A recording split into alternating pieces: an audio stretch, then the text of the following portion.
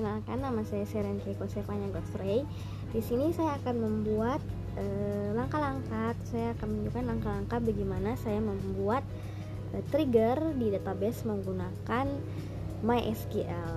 Oke, langsung saja. Sebelum itu kita sudah harus punya exam tentunya. Kemudian kita harus masuk dulu ke localhost ya. Kita akan langsung ke langkah-langkahnya. Oke, ketika kita sudah masuk dalam localhost, kita akan membuat database baru. Nah, di sini saya sudah membuatkan urutan langkah-langkahnya. Saya tulis sendiri beserta dengan query-nya. Kita tinggal salin tempel saja query-nya sambil kita ikuti langkah-langkahnya. Nah, pertama kita akan membuat trigger. Sebelum itu saya akan jelaskan apa itu trigger. Trigger dalam database adalah sebuah program otomatis yang dijalankan oleh sistem database secara otomatis ketika terjadi sesuatu aksi pada tabel, mungkin seperti insert, update, kemudian delete. Kita akan masuk, pertama kita akan membuat database. Saya akan salin codingannya. Kita akan membuat database. Di sini saya mengambil contoh kasus yaitu penyewaan lapangan. Kita buat database dulu dengan nama penyewaan lapangan. Oke, berhasil dibuat. Ketika sudah berhasil dibuat, kita masuk di pembuatan tabel. Nah, tabel pertama yang kita buat adalah tabel lapangan. Untuk informasi lapangan futsal yang tersedia itu apa saja. Kita masuk ke dalam sini. Lalu kita masuk ke SQL-nya. Tentunya kita harus buat di dalam penyewaan lapangan. Kita jalankan. Maka tabel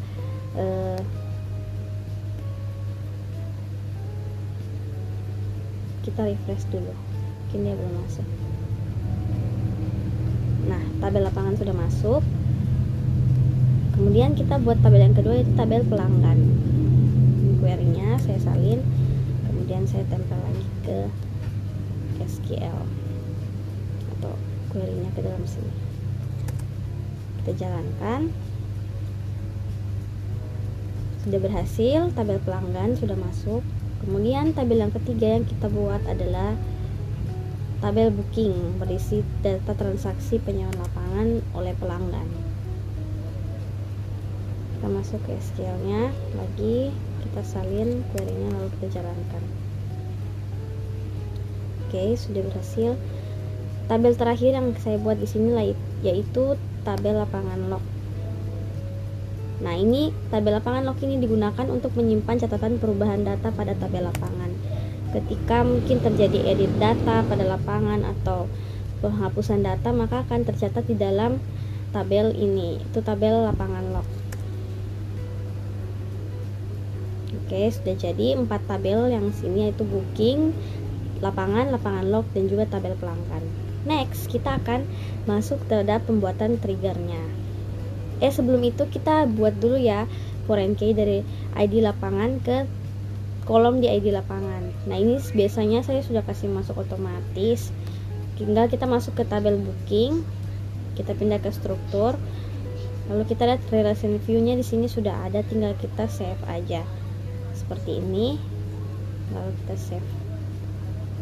Sudah tersimpan. Setelah itu kita lanjut ke pembuatan trigger. Trigger pertama yang saya buat di sini yaitu trigger log tambah data lapangan. Nah, ini akan mencatat data lapangan atau penambahan data lapangan di lapangan log. Kita salin tadi, lalu kita jalankan query-nya. Kita buka di SQL. Ingat, kita harus buka SQL di database penyewaan lapangan. Jangan sampai kita buka di dalam tabel-tabelnya. Jalankan, maka satu query berhasil dibuat. Nah, kita periksa dulu. Oke, triggernya sudah masuk ya, trigger insert lapangan bersifat insert. Nah, after insert ya. Kemudian bagaimana cara kita mengetes cara kerja atau keberhasilan dari trigger ini, yaitu kita masuk ke tabel insert. Tabel insert lagi, kita masuk ke tabel lapangan. Lalu kita akan coba buat kita akan coba masukkan satu data lapangan baru. Kita akan masukkan lapangan umum 1. harganya misalnya 50, 1, 2, 3. Durasi tersedia misalnya 12 jam, kita buat 12 jam. Oke, maka satu lapangan sudah masuk, yaitu lapangan umum 1. Kita periksa di tabel lapangan sudah masuk ya. Nah, maka ketika sudah masuk, maka di tabel lapangan log itu akan ada satu bertambah, yaitu tambah data lapangan. Nah, ini sudah masuk ya, dia mencatat lapangan yang masuk tadi. Tambah data dengan jamnya, waktunya itu sama seperti saat kita memasukkan datanya. Oke, berarti bekerja ya. Nah, kita buat ke trigger kedua, yaitu trigger perubahan data lapangan ya, atau update. Nah, di sini kita salin query-nya. Kemudian kita masukkan lagi ke SQL. Dia akan mencatat di sini tabel query bentar. Di sini trigger update lapangan ini akan mencatat perubahan pada data atau perubahan pada tabel lapangan. Oke, triggernya kita cek apakah sudah ada. Nah, sudah masuk ya, trigger update lapangan. Kita akan cek apakah bekerja. Kita masuk ke tabel lapangan, masuk ke sini, lalu kita edit datanya. Misalnya kita update jadi 55.000 harganya per jam. Nah, kita buka, memang sudah terubah ya di tabel lapangan jadi 55.000. Kita akan cek di tabel lapangan log apakah dia mencatatnya. Nah, sudah masuk, yaitu keterangan edit data 1 menjadi 55.000 yang tadinya 50.000 per jam. Trigger ketiga yang akan kita buat yaitu trigger hapus data lapangan. Nah, di sini karena kita akan hapus data lapangan, saya tidak mau buat dia kosong ya. Jadi kita akan buat satu data lagi, data lapangan. Kita akan masukkan lapangan umum 2. Harga per jamnya 50.000. Itu durasi tersedia 10 jam. Oke, kita akan simpan. Nah, otomatis ya pasti di lapangan log dia akan tersimpan, yaitu tambah data lagi 1. Nah, bagaimana cara kita mengecek atau kita mengetahui? Oh, bentar ya guys, kita cek dulu. Di sini triggernya masih 2 ya teman-teman, masih 2 trigger, update sama insert. Kita akan coba trigger ketiga, yaitu trigger delete, hapus data lapangan. Nah, kita akan coba salin ini query-nya. Kita masuk ke SQL. Kita coba saya jalankan. Oke, query-nya masuk. Kita lihat di trigger sudah masuk ya, trigger delete lapangan. Kita akan coba apakah bekerja. Kita masuk ke tabel lapangan. Kita hapus salah satu data, yaitu saya akan hapus lapangan umum 2 yang tadi kita baru buat. Oke. Kemudian, nah dia sudah terhapus ya, tinggal satu data aja. Kita lihat apakah dia tercatat di lapangan log. Nah, tercatat ya, yaitu hapus data, yaitu lapangan umum 2. Berarti datanya tinggal 1, itu lapangan umum 1. Oke. Kita akan masuk ke trigger keempat, yaitu trigger kurangi durasi tersedia saat booking dibuat. Ini trigger ini mencatat durasi tersisa saat ada orang yang membooking lapangan. Nah, tentunya kita sebelum masuk ke trigger ini, kita salin dulu ya query-nya. Nah, sebelum masuk ke situ, kita buat saja dulu triggernya ya. Kita masuk sini. Oke, kita masuk ke SQL, kembali jalankan. Maka sudah ada satu trigger lagi, yaitu trigger kurangi durasi sewa. Nah, saat ada orang yang booking, ceritanya ada orang yang booking nih kan. Nah, kita buat dulu pelanggannya. Kita masukkan dulu pelanggan. Nah, kita harus buat dulu pelanggan terlebih dahulu. Misalnya Joko, nomor HP 08, terserah. Satu lagi Anis misalnya. Oke. Nah, sudah masuk. Oke, sudah masuk. Nah, ada 2 data pelanggan baru ya, ada 2 data pelanggan. Oke, kita akan masuk ke booking. Kita akan membuat bookingan nih ya. Apakah waktunya yang di lapangan akan berkurang? Kita akan cek. Kita akan buat bookingan. Misalnya lapangan umum 1 kan yang masih sisa 1. Kita pakai Anies. Tanggal bookingnya terserah kita mau pakai tanggal berapa. 10. Oke. Oh, 1 jam saja ya tersedia. Kita pakai 1 jam aja. Oke. Nah, durasinya 1 jam. Total bayarnya 55.000 seperti yang kita masukkan tadi. Oke. Nah, kita ini ada membooking 1 lapangan. Ceritanya dia booking nih kan. Nah, dia sudah booking. Kita lihat apakah kita buka dulu. Ada kan bookingannya di tabel booking. Kita lihat apakah di lapangan log mencatat kekurangan jamnya. Nah, jamnya berkurang ya, di sini edit data. Jamnya berkurang menjadi 11 jam yang tadinya 12 jam tersedia. Di sini yang nomor ID log 1 12 jam. Ketika orang tadi orang tadi booking 1 jam, maka sisanya 11 jam yang masih tersedia. Oke, berarti berhasil ya trigger yang tadi. Kita next ke trigger berikutnya, yaitu trigger update durasi jika booking diubah. Nah, kita salin dulu nih triggernya. Ctrl C. Kita jalankan dulu. Oh, salah. Masuk di penyewaan lapangan, kemudian di SQL. Oke, kita coba jalankan. Kita cek triggernya sudah masuk. Trigger update durasi sewa. Oke, kita masuk ke tabel booking. Nah, misalnya orang tadi tidak jadi booking 1 jam, maunya booking 2 jam. Kita edit lah. Oke, saya nggak jadi booking 1 jam, 2 jam maunya. Totalnya 110. Oke.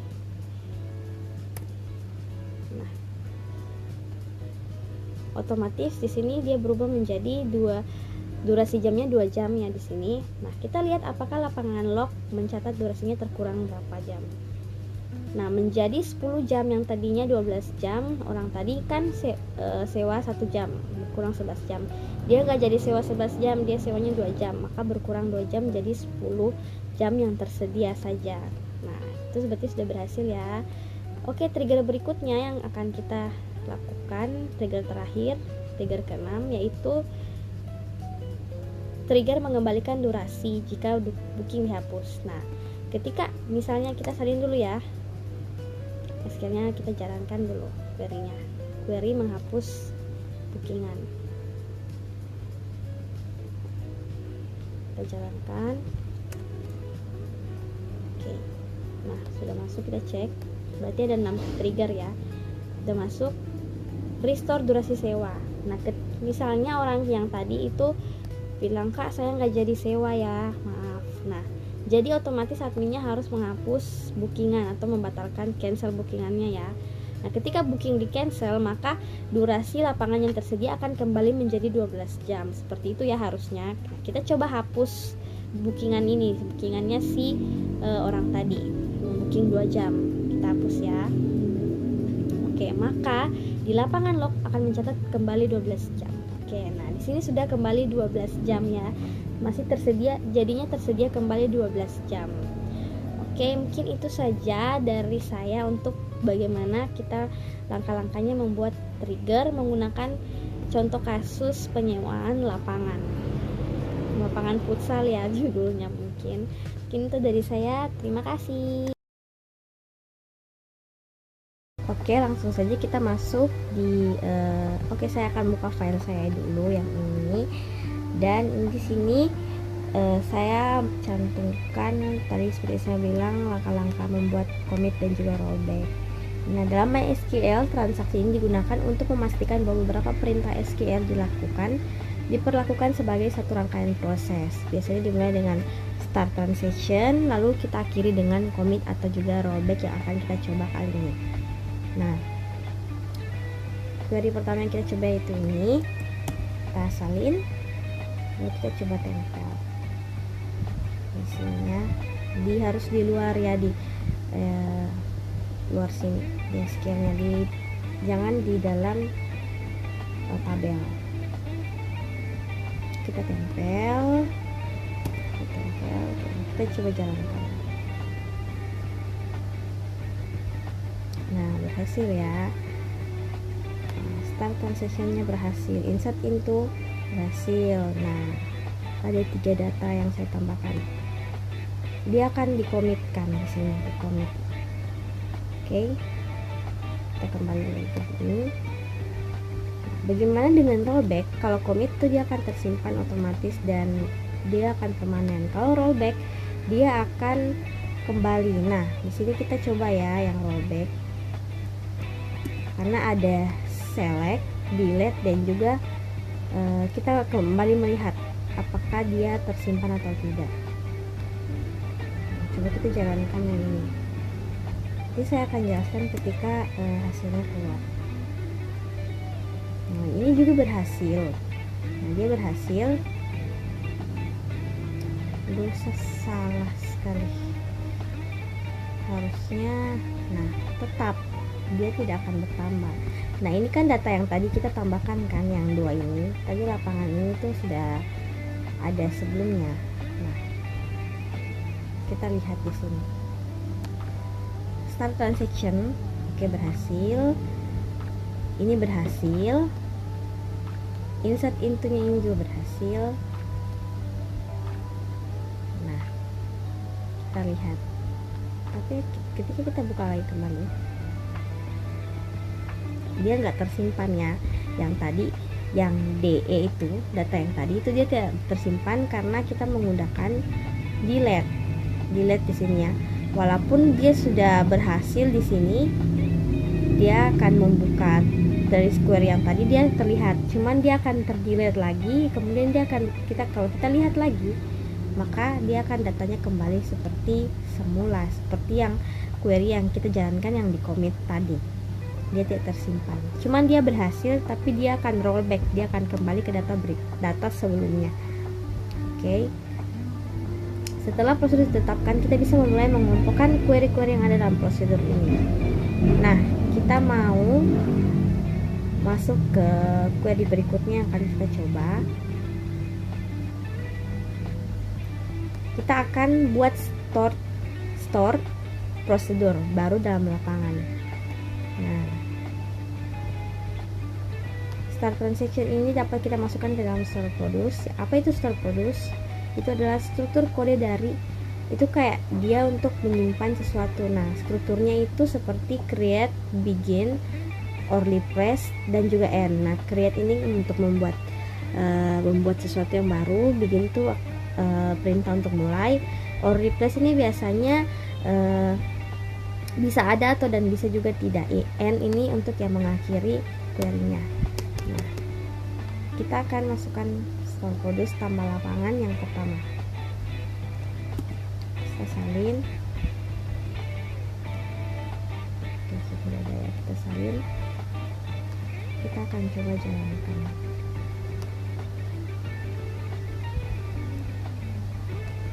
Sekian. Oke, kita coba jalankan.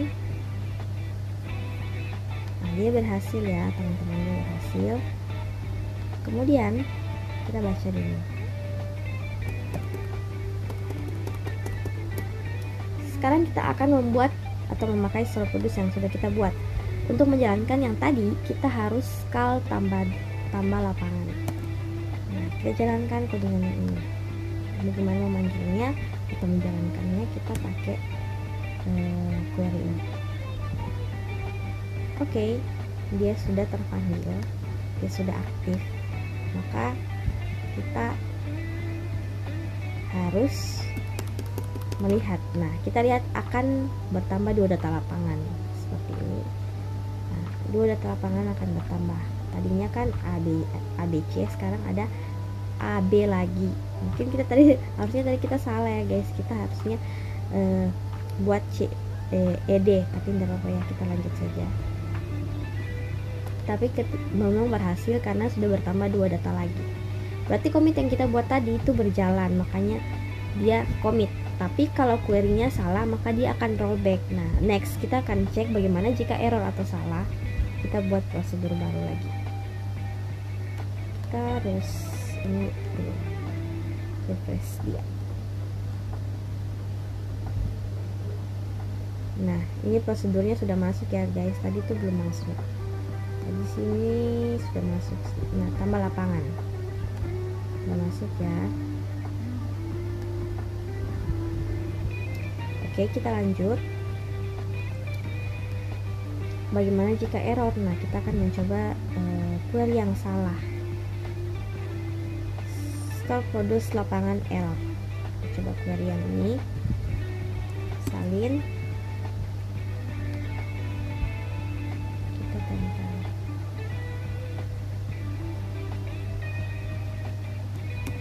Oke, jalankan. Dia berhasil. Nah, kita lihat sini. Bentar.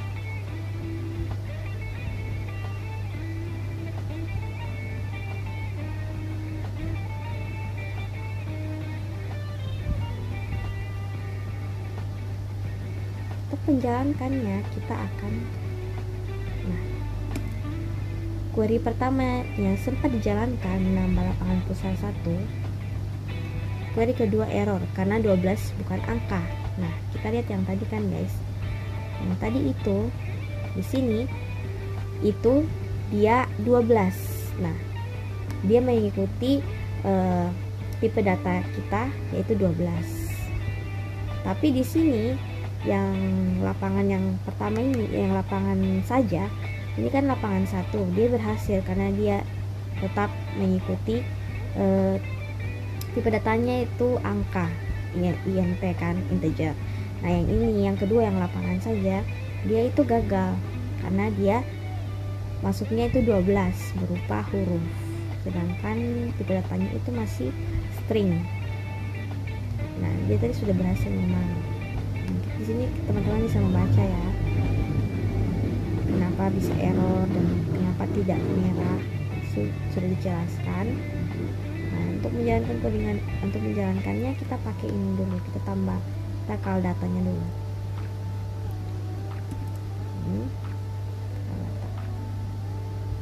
Oke. Kita refresh dulu. Dia harus di refresh ya teman-teman, biar dia berjalan. Nah, sudah ada. Menambah lapangan futsal 1. Nah, yang kedua itu lapangan saja dia error ya. Sekarang kita lanjut ke versi stored produce.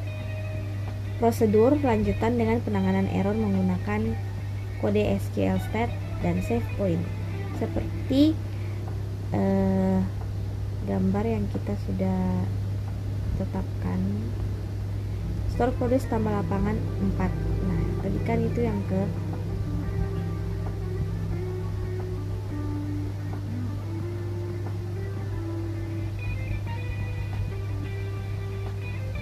dua ya. Satu apa dua ya guys? Kita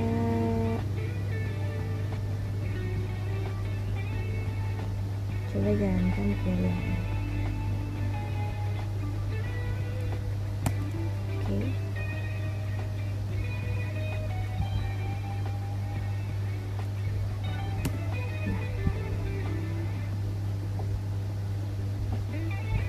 Di sini harusnya sih bukan 4 ya guys. Ini kita masih ikuti pertama, masuk ketiga aja. Oke,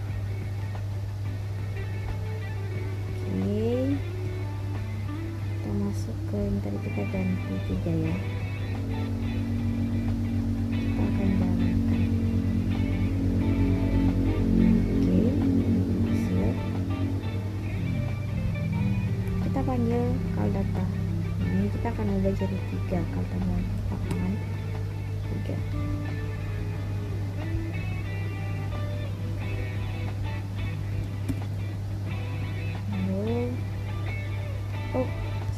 sabar.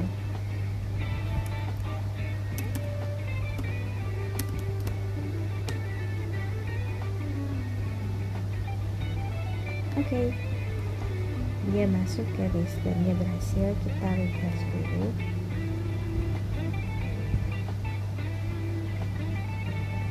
Oke, sudah masuk. Harusnya lapangan errornya yang 2 ya guys. Oke, kita akan menjelaskan seperti apa. Hasilnya, data lapangan indoor A berhasil disimpan. Data lapangan outdoor B gagal karena tipe datanya salah. Kita lihat kembali kodenya. Lihat kembali query-nya. Nah, indoor A itu dia benar karena dia mengikuti tipe data. Nah, yang indoor B itu kedua, dia error. Durasinya bukan integer. Nah, durasinya dia pakai huruf. Kalau yang tadi durasinya dia yang indoor A dia pakai angka mengikuti, makanya dia berhasil tersimpan seperti ini.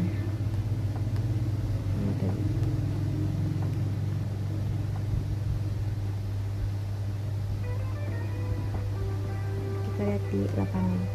Bentar, kita lihat di lapangan ya teman-teman. Kita lihat di lapangan bahwa dia tersimpan yang indoor A ya. Kenapa dia berhasil? Nah, ini indoor A dia berhasil karena tadi di sini tipe datanya dia tipe datanya dia mengikuti tipe data asli yaitu integer. Nah, indoor B dia tidak mengikuti dan dia memakai tipe data string atau huruf, makanya dia error ya.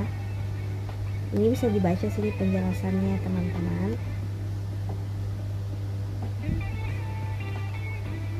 Sistem rollback hanya bagian kedua, save point 0. Nah, hasil akhir hanya tersisa satu data dalam tabel. Dalam prosedur pengulangan, kita bisa baca di sini. Nah, ini bisa dilihat kesimpulannya karena durasinya tidak cukup. Intinya, save point membantu kita agar sistem tetap fleksibel. Hanya bagian yang bersalah yang dibatalkan, sementara bagian lain yang benar tetap tersimpan. Jadi bagian-bagian yang salah itu dapat tersimpan dengan baik kalau kita pakai save point. Nah, yang salah-salah itu dia akan sendirinya terbaca dan akan dibatalkan dengan query-query ini. Jadi itu saja dari saya, mungkin yang saya bisa cantumkan. Terima kasih, sekian.